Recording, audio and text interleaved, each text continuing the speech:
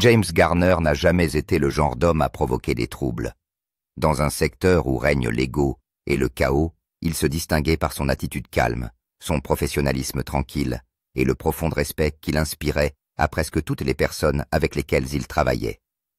Il n'était pas bruyant. Il n'était pas tape à l'œil. Il était tout simplement solide.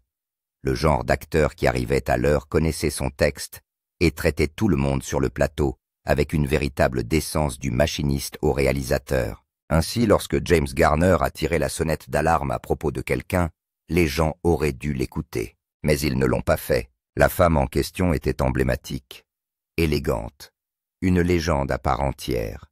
Sur les tapis rouges, elle étincelait. Dans les interviews, elle captivait.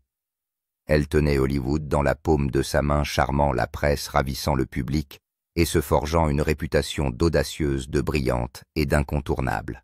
Mais derrière les portes closes, Garner a vu quelque chose de différent.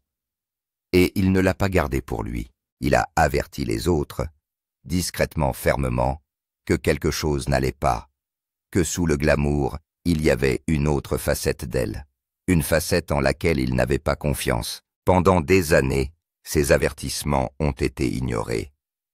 Après tout, comment peut-on douter de quelqu'un d'aussi aimé, d'aussi intouchable? Mais le temps a une façon de mettre la vérité en lumière. Des années plus tard, les histoires ont commencé à émerger, de la part d'acteurs, de réalisateurs, de membres de l'équipe. D'abord des chuchotements, puis des témoignages, puis des modèles. Et soudain, l'avertissement silencieux de James Garner ne ressemble plus à de la rancune. Cela sonnait comme la vérité. Et soudain, l'avertissement discret de Garner n'a plus semblé si étrange. En fait, il semble qu'il avait raison depuis le début. Alors que s'est-il passé exactement entre James Garner et cette icône intouchable? Qu'a-t-il vu qui l'a poussé à parler? Et pourquoi Hollywood a-t-il mis tant de temps à le croire? Pour comprendre pourquoi l'avertissement de James Garner était si surprenant et si facile à ignorer, vous devez comprendre qui elle était pour le monde entier. Lauren Bacall n'était pas une actrice comme les autres. Elle faisait partie de la royauté hollywoodienne. Dès son apparition à l'écran dans les années 1940 avec sa voix grave et fumée et ses célèbres sourcils arqués, elle a redéfini ce que signifiait être cool, confiant et totalement maître de soi. Elle fait ses débuts aux côtés de Humphrey Bogart dans To Have and Have Not, et à partir de là, tout change. Leur alchimie est électrique à l'écran comme en dehors, et Bacall devient rapidement plus qu'une étoile montante. Elle est devenue un symbole de glamour, de force et de mystère. Les critiques l'adorent, les studios la respectent, et les fans l'idolâtrent. Dans un milieu obsédé par la jeunesse et l'obéissance, Bacall se distinguait par son esprit vif, sa colonne vertébrale et son refus de se plier aux règles de qui que ce soit d'autre que les siennes. Elle a évolué dans l'industrie avec une sorte de force magnétique, gagnant la réputation d'une femme dure et sans état d'âme qui savait exactement ce qu'elle voulait et l'obtenait généralement. Les interviews la décrivent comme farouchement intelligente et d'une honnêteté rafraîchissante. Elle disait ce qu'elle pensait, remettait en question les normes et refusait d'être cataloguée dans les rôles de demoiselle ou d'acolyte. Pour beaucoup, elle était une icône féministe avant même que l'expression ne devienne courante. Mais derrière tout ce charme et cette élégance, il y avait des murmures. Le genre de murmures qui n'ont jamais fait l'objet d'articles dans les magazines ou d'interviews télévisées. Les personnes qui travaillaient avec elle la décrivaient parfois comme froide, autoritaire, voire condescendante. Ce n'est pas quelque chose que l'on entend de la part de ses fans ou que l'on voit dans ses spectacles. Mais dans les cercles privés, son nom était accompagné d'un avertissement. Subtil, silencieux mais réel. Et pourtant, lorsque ces murmures faisaient surface, ils étaient généralement balayés d'un revers de main. Parce que Lauren Bacall était Lauren Bacall. Elle avait construit toute son identité sur le fait d'être sans peur et sans reproche. Pour certains, son assurance était une source d'inspiration. Mais pour d'autres, dont un acteur très respecté, c'était tout autre chose. Et James Garner, il a vu la différence. Il l'a senti. Et une fois qu'ils ont travaillé ensemble, il n'a pas pu le garder pour lui. Mais ce n'était que le début. Lorsque Lauren Bacall et James Garner se sont retrouvés sur le même projet, tous deux, étaient déjà des icônes à part entière. Garney avait accédé à la célébrité grâce à son charme sans effort dans Maverick et avait consolidé son statut avec les dossiers Rockford. C'était le type que tout le monde aimait, calme, facile à vivre et doté d'un humour pince sans rire qui désarmait même les personnalités les plus dures. Il avait la réputation de traiter tout le monde avec respect sur le plateau des réalisateurs aux figurants. Dans une ville pleine d'ego, Garner avait les pieds sur terre. Puis vint The Fan, un thriller psychologique sorti en 1981, avec Bacall dans le rôle d'une star de Broadway, traquée par un admirateur obsessionnel, et Garner dans celui de son ex-mari. Ce film aurait dû être une collaboration harmonieuse entre deux professionnels chevronnés, mais presque dès le début de la production, Garner a senti que quelque chose n'allait pas. Selon des personnes proches de la production, la tension entre les deux n'était pas explosive. C'était subtil, froid, professionnel en surface, mais en dessous, il y avait une friction silencieuse qu'il était impossible d'ignorer. Garner était habitué à des décors qui ressemblaient à des familles. Bacall apportait quelque chose de différent. Elle était précise, exigeante et parfois dédaigneuse à l'égard de ceux qui ne répondaient pas à ses critères ou qui remettaient en cause son contrôle. Elle ne criait pas, mais son énergie pouvait remplir la salle d'une manière qui tenait tout le monde en haleine. Garney, pour sa part, n'a jamais essayé de l'éclipser ou d'entrer dans des luttes de pouvoir. Ce n'était pas son genre, mais il ne faisait pas non plus semblant quand quelque chose ne fonctionnait pas. Bacall, semble-t-il, n'avait que peu d'intérêt à ajuster son approche dans un souci d'harmonie. Elle connaissait son statut et s'assurait que tout le monde le connaissait aussi. Derrière les portes closes, certains membres de l'équipe commencent à parler. On murmure que Bacall réécrit ses répliques sur le plateau ou qu'elle remet en question l'autorité du réalisateur pendant le blocage. Garney, bien que peu enclin à remuer le couteau dans la plaie, se sent de plus en plus frustré. Non pas parce qu'il avait besoin d'un traitement spécial, mais parce que le travail lui-même en souffrait. Plus tard, il fera allusion à l'expérience désagréable qu'il a vécue, sans pour autant citer de nom. Mais ceux qui le connaissaient et qui connaissaient le plateau ont compris exactement à qui il faisait allusion. L'attitude de Bacall avait laissé des traces non seulement sur lui, mais aussi sur plusieurs autres personnes impliquées dans le film. Et ce qui rendait la situation encore plus inconfortable, c'est que Bacall ne voyait pas le problème. De son point de vue, elle était simplement directe, professionnelle, efficace. Mais pour Garner, il s'agissait de quelque chose de très différent. Tout au long de sa carrière, il a travaillé avec toutes sortes de personnes, audacieux, timides, excentriques et obstinés. Mais ce qu'il a vu en Bacall, ce n'est pas de la confiance. C'était le contrôle. Et ce n'est pas le genre de contrôle qui mérite le respect, le genre qui repousse les gens. Pourtant, Garner a gardé la plupart des choses pour lui. Pour l'instant, mais il ne resterait pas silencieux éternellement. James Garner n'a jamais eu la réputation de jeter les gens sous le bus. Il était discret, respectueux et presque allergique au ragot. Par conséquent, lorsqu'il parlait de quelqu'un, même vaguement, cela signifiait quelque chose. Et lorsqu'il a enfin fait part de ses réflexions sur Lauren Bacall, des années après leur collaboration dans The Fan, ses mots étaient tranchants. Dans ses mémoires The Garner Files, il n'a jamais lancé d'attaque en règle contre Bacall. Ce n'était pas sa façon de faire, mais il a précisé que leur expérience commune avait été selon ses propres termes difficile. Il l'a décrite comme vive et réservée avec une tendance à mépriser ceux qui l'entourent. Il n'a pas cité de nom ni porté d'accusation, mais il est évident que son comportement a laissé une impression durable, et pas de façon positive. Il a raconté que travailler avec elle revenait à marcher sur des œufs. Elle s'attendait à ce que les choses aillent dans son sens et n'avait pas la patience de faire des compromis. Garner, qui apprécie la collaboration et la gentillesse, a trouvé son approche épuisante. Ce qui le dérangeait le plus, ce n'était pas seulement son comportement, c'est la facilité avec laquelle les autres l'excusaient. En raison de son héritage, de sa beauté et de son statut, les gens ont négligé ce qui se passait sous leurs yeux. Et à Hollywood, ce n'était pas inhabituel. Il existe une longue histoire de personnalités puissantes, pardonnées pour des comportements qui ne seraient jamais tolérés de la part de quelqu'un d'autre, surtout quand cette personne a un CV de l'âge d'or et une liste de fans adorateurs qui s'étend sur plusieurs décennies.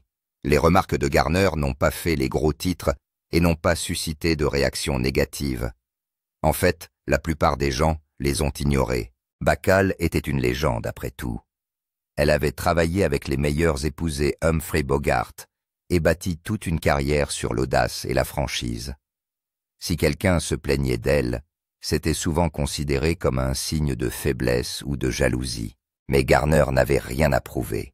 Il n'était pas amer. Il n'avait pas d'objectif. Il disait simplement la vérité, comme il l'avait toujours fait simplement et honnêtement. Et c'est peut-être pour cela qu'il était si facile de le rater. Il ne criait pas sur les toits et ne divulguait pas d'informations à la presse. Il ne faisait qu'avertir discrètement la personne suivante, dans la file d'attente, dans l'espoir qu'elle ait une expérience plus facile que la sienne. Malheureusement, la plupart des gens n'ont pas pris cet avertissement au sérieux. Et ils auraient probablement dû le faire.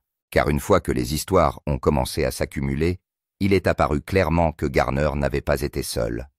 La plupart des gens se souviennent de The Fan comme d'un thriller modeste, élégant, inquiétant et soutenu par la présence imposante de Lauren Bacall. Mais ce que le public n'a jamais vu, c'est la tension qui couvait juste en dehors du cadre, pendant que les caméras tournaient quelque chose de bien moins glamour, se déroulait derrière elle. James Garner, un acteur chevronné qui avait travaillé avec tout le monde de Julie Andrews à Steve McQueen, était rarement déstabilisé par ses coéquipiers. Mais sur le plateau de The Fan, il s'est retrouvé sur la corde raide. Bacall, bien que jamais ouvertement hostile, a créé une atmosphère qui a rendu tout le plateau tendu. Les conversations étaient coupées. Les instructions se transforment en ordre. Et pour ceux qui essayaient de proposer des idées ou des suggestions en particulier, s'ils remettaient en cause son autorité, la réponse était souvent dédaigneuse ou glaciale. Les membres de l'équipage ont ensuite décrit une dynamique qu'il était difficile d'ignorer. Bacall exigeait le contrôle non seulement de ses scènes, mais aussi de l'énergie de la production elle-même. Elle remettait en question la direction, s'opposait aux réécritures, et était connue pour annuler les décisions qui, selon elle, ne correspondaient pas à sa vision. Garner, qui privilégiait l'harmonie et l'efficacité, gardait sa frustration pour lui, mais son langage corporel et ses brèves remarques racontent une autre histoire. À un moment donné, il a été question d'un désaccord entre Bacall et le réalisateur du film Edward Bianchi. Les détails n'ont jamais été rendus publics, mais les initiés ont laissé entendre que l'insistance de Bacall à faire les choses à sa façon ralentissait la production et créait des dissensions au sein de l'équipe. Garner, toujours professionnel, a fait de son mieux pour rester neutre. Mais il était évident qu'il ne s'amusait pas. Ce qui rend la chose encore plus complexe, c'est la capacité de Bacall à activer et désactiver son charme comme un interrupteur. Pour la presse, elle était confiante et pleine d'esprit. Pour les acteurs et l'équipe de tournage, elle pouvait se montrer critique, autoritaire et détachée. Garner a un jour décrit le fait de travailler avec quelqu'un comme lui, comme le fait d'être dans une pièce froide où le thermostat ne change jamais. Ce n'était pas un conflit enflammé. C'était le genre de conflit silencieux qui use les gens au fil du temps. Il ne s'agissait pas d'explosions spectaculaires filmées par des caméras ou publiées dans des colonnes de potins. Il s'agissait de petits moments, des rebuffades, des silences et des commentaires de travers qui donnaient une image claire de ce qui se passait. C'était le genre d'affrontements qui font rarement la une des journaux, mais qui ne passent jamais inaperçus pour ceux qui les ont vécus. Pour Garner, cette expérience a été une leçon. Parfois, ce ne sont pas les conflits les plus bruyants qui laissent l'impression la plus profonde. Ce sont les plus silencieux. Et comme il allait bientôt le découvrir, il n'était pas le seul à avoir ressenti ce frisson. James Garner n'est pas le seul à s'être éloigné de Lauren Bacall en se sentant mal à l'aise. Au fil des ans, plusieurs acteurs et initiés se sont fait discrètement l'écho de sentiments similaires. Des histoires qui ont rarement fait la une des journaux, mais qui ont circulé dans les loges, les salles vertes et les conversations privées. L'un des modèles les plus révélateurs est la façon dont Bacall traite d'autres personnalités fortes. Elle n'est intimidée par personne, et elle le dit très clairement. Si certains admiraient son assurance, d'autres la trouvaient agressive, voire combative. Sur scène en particulier pendant ses années à Broadway, Bacall était connu pour repousser les limites avec les metteurs en scène et se heurter aux acteurs qui n'étaient pas à la hauteur de son intensité. Selon les initiés du théâtre, certaines productions ont donné lieu à des répétitions tendues, non pas en raison d'un manque d'expérience ou de divergence créative, mais parce que Bacall insistait pour diriger le spectacle à sa manière. Même les comédiens chevronnés ont ressenti la pression. Un acteur qui avait participé à une reprise aux côtés de Bacall aurait quitté la production à mi-parcours, invoquant des divergences créatives irréconciliables, une expression qui masque souvent un conflit personnel beaucoup plus profond. Des rumeurs ont circulé selon lesquelles le besoin de contrôle de Bacall avait transformé la collaboration en champ de bataille. Bien que l'incident n'ait jamais été confirmé publiquement, il est venu s'ajouter à la mythologie discrète qui entoure son personnage en coulisses. L'actrice Brenda Vaccaro, qui a travaillé dans des cercles similaires, a laissé entendre un jour dans une interview que Bacall pouvait être impossible à satisfaire lorsque les choses ne tournaient pas autour d'elle. Bien qu'elle n'ait jamais cité de nom, le moment et le contexte indiquent clairement de qui elle parlait. Même ceux qui admiraient le talent de Bacall admettaient en privé qu'il pouvait être épuisant de travailler avec elle. Elle était brillante, se souvient un acteur de théâtre anonyme, mais elle avait le don de raréfier l'air lorsqu'elle entrait. Il y a aussi la question des amis de longue date devenus des collègues distants. Certaines des relations les plus étroites de Bacall dans l'industrie ont fini par s'éteindre non pas à cause d'un scandale ou d'une trahison, mais simplement parce que le coût émotionnel de rester proche était devenu trop élevé. Elle pouvait être loyale, certes, mais aussi exigeante, contrôlante et férocement critique. Un ami de la première heure l'a décrite comme le genre de personne qui se souvenait de toutes les faiblesses, même les plus petites, et qui ne vous laissait jamais les oublier non plus. Même ses interviews reflétaient ce côté réservé. Bacall parlait souvent d'honnêteté, mais il s'agissait d'une honnêteté sélective. Elle n'hésitait pas à critiquer les autres, en particulier ses collègues actrices, déclarant un jour à un journaliste que la plupart d'entre elles n'avaient jamais eu à se battre aussi durement que moi. Ce commentaire était révélateur non seulement de sa vision du monde, mais aussi de la façon dont elle évaluait les autres. Pour Bacall, il semble que le respect doit être gagné de haute lutte. Et même alors, il n'était pas toujours donné librement. Lorsque l'on examine l'ensemble de ces récits, les tensions sur scène, les amitiés tendues, les commentaires discrets d'acteurs qui ont vécu cette expérience, une image plus claire commence à se dessiner. Garner n'était pas une voix isolée. Il faisait partie d'un chœur silencieux de personnes qui avaient connu le même front froid.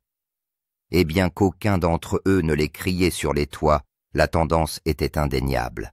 Et bientôt ce schéma rattrapera la réputation de Bacall d'une manière que même ses fans ne pourront ignorer.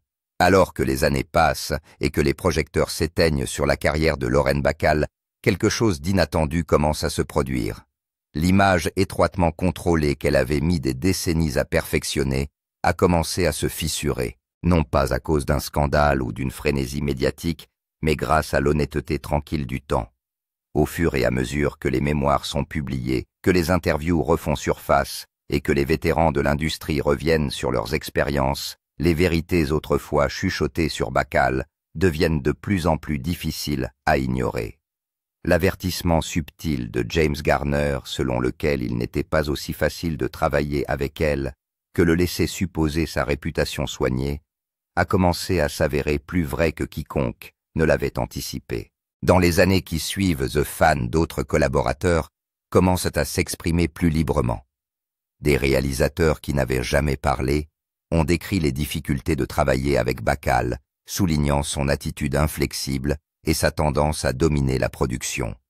Un réalisateur l'a décrite comme brillante mais inébranlable, ajoutant que le compromis ne faisait pas partie de son vocabulaire. Même les fans commencent à remarquer un changement de ton dans ses dernières interviews. Au fur et à mesure que Bacall vieillissait, ses commentaires sur Hollywood devenaient de plus en plus amers. Elle critique les stars modernes, rejette les nouveaux talents et se considère comme l'une des dernières vraies actrices. Si certains ont admiré son défi, d'autres y ont vu autre chose, un refus de s'adapter, et un dédain pour tous ceux qui n'ont pas vécu à son époque. Ce n'est pas seulement dans la presse. Lors des remises de prix et des interviews de fin de carrière, Bacall est souvent apparue comme froide ou dédaigneuse, balayant les questions ou corrigeant les animateurs au milieu de leurs phrases. Ce qui était autrefois perçu comme de l'assurance est aujourd'hui perçu comme de la supériorité, et cela froisse les gens. Tranquillement, sa mystique a cédé la place à une vérité plus compliquée. Et puis, il y a eu les rétrospectives. Lorsque les historiens du cinéma ont commencé à réévaluer l'âge d'or d'Hollywood, une vision plus nuancée de Bacall est apparue. Elle était toujours célébrée, bien sûr. Son talent, sa présence et son influence étaient indéniables. Mais l'image de l'intouchable reine du cool a été remplacée par quelque chose de plus compliqué. Une femme qui s'était battue bec et ongles pour obtenir sa place dans l'industrie a peut-être perdu la chaleur de ceux qui l'entouraient. James Garner ne s'est jamais réjoui. Il n'a jamais dit « je vous l'avais bien dit ».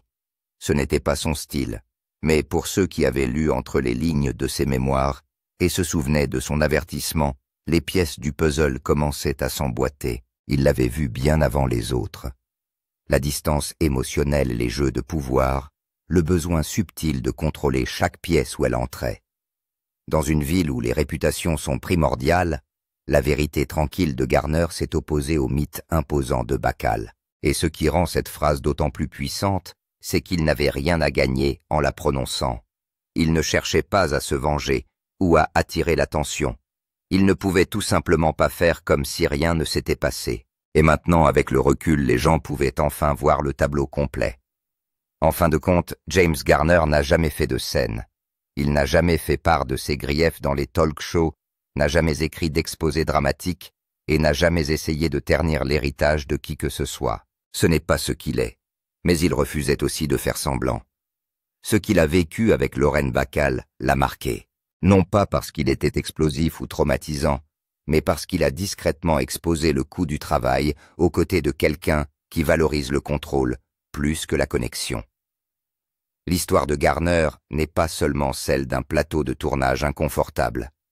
Il s'agit d'une vérité plus large à Hollywood. Cette image masque souvent la réalité, et les légendes ne sont pas toujours ce qu'elles semblent être. Pendant des décennies, la réputation de Bacall en tant qu'icône audacieuse et intransigeante n'a pas été remise en question. Elle était louée pour sa fougue, sa force et son défi. Mais ce que l'on oublie souvent, c'est que ce même feu peut brûler les gens autour d'elle. Elle n'était pas méchante. Elle n'était pas méchante. Mais elle était difficile. Et parfois la difficulté laisse des cicatrices. Garner l'a vu. Il l'a senti. Et au lieu de lancer une attaque, il a simplement choisi l'honnêteté. Une honnêteté tranquille qui au fil du temps s'est avérée plus puissante que n'importe quel titre. C'est peut-être ce qui rend cette histoire si captivante. Pas le drame, pas la tension, mais le fait est que l'une des stars les plus sympathiques d'Hollywood a vu quelque chose que d'autres ont choisi d'ignorer.